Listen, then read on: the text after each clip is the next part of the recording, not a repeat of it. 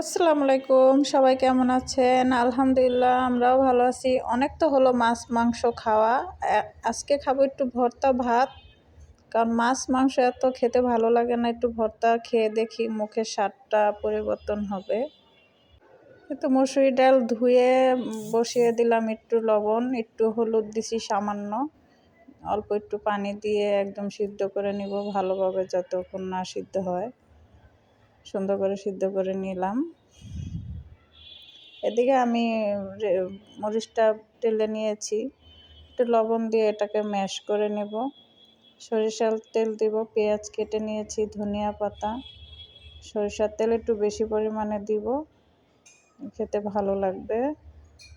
আমার আবার ভর্তা ভাতটাই ভালো লাগে, আমি মাছ গোশটা কমই খাই।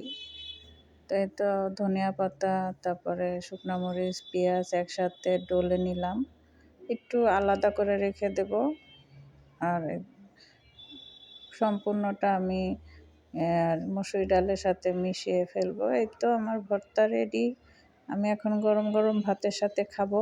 কেমন হলো ভর্তাটা আপনারা অবশ্যই ভিডিওতে বলে যাবেন, কমেন্ট বক্সে বলে যাবেন, লাইক শেয়ার করে দিবেন। আল্লাহ হাফেজ।